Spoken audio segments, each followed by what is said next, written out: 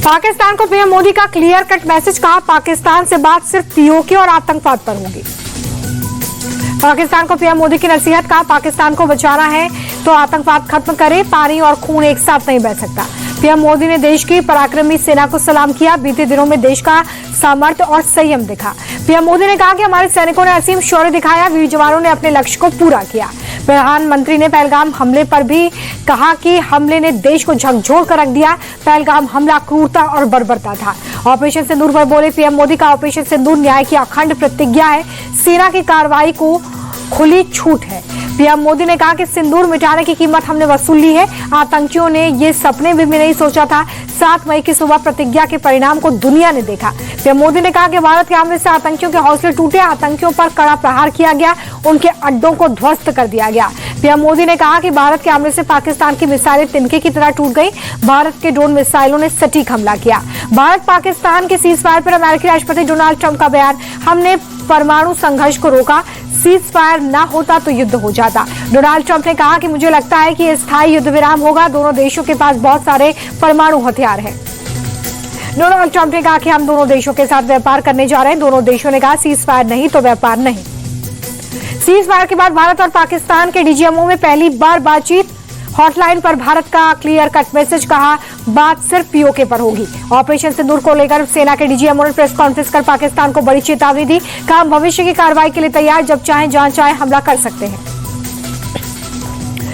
DG air operation air marshal A के भारती बोले कि आतंकवाद के खिलाफ हमारी लड़ाई रहेगी जारी, पाकिस्तान ने आतंकवाद का साथ दिया। एयर मार्शल ए के भारती ने कहा कि हमारी लड़ाई फौजी नहीं, आतंकवाद के खिलाफ पाकिस्तानी सेना ने इसे अपनी लड़ाई समझा। एयर मार्शल ए के भारती बोले कि पाकिस्तानी फौज हमारे एयर डिफेंस सिस्टम भेद नहीं पाई, पाकिस्तान के सभी ड्रोन नष्ट किए गए। DGMO lieutenant general Rajiv Ghai बोले आतंकियों पर सटीक हमले हुए, पाकिस्तान के पाप का घड़ा भर चुका है।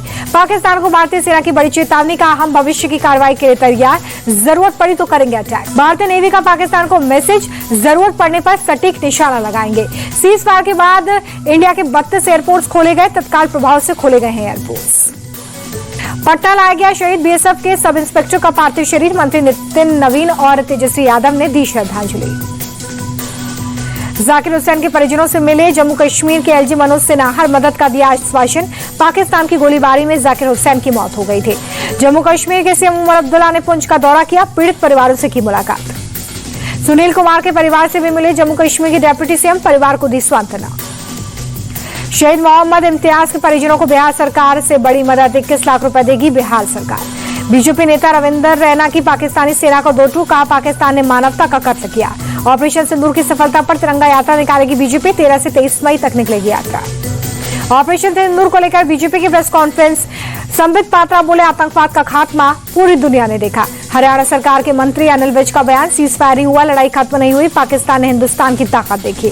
भारत पाक सीज फायर पर कांग्रेस अध्यक्ष मल्लिकार्जुन खड़गे का बयान, ये समय युद्ध का नहीं बल्कि बुद्ध का है, पाकिस्तान आतंकी देश है जो आतंक फैलाता है।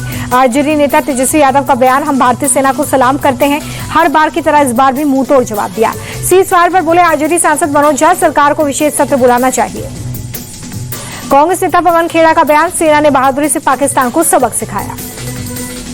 18 जून को श्रीहरिकोटा से EOS 09 उपग्रह लॉन्च करेगा इसरो, सैन्य योजना और संचालन के लिए जानकारी प्रदान करेगा उपग्रह। मध्य प्रदेश के सीएम मोहन यादव की नक्सलियों को दो टूक, कहा कि जो सरेंडर करना चाहते हैं उन्हें मौका, जो सरेंडर नहीं करेंगे उनको जीने का हक नहीं।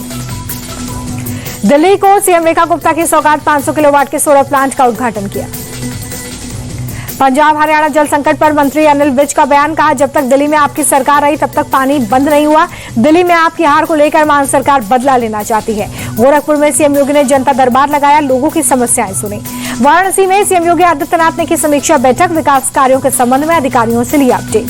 सिंहस्थ की तैयारी में जुटी मध्य प्रदेश सरकार, सीएम मोहन यादव ने अधिकारियों के साथ की है समीक्षा बैठक। दिल्ली के ग्रेटर कैलाश में सड़क पर उतरकर लोगों ने जताया विरोध, प्राइवेट अस्पताल के निर्माण के खिलाफ लोगों में नाराजगी।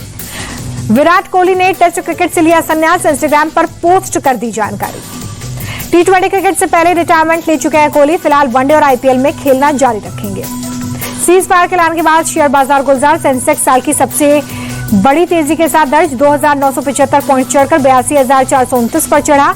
निफ्टी भी 916 अंक चढ़ा। गोल्ड की सबसे लंबी छलांग, 3,400 रुपए की बढ़त के साथ 96,550 रुपए हुई 10 ग्राम सोने की कीमत।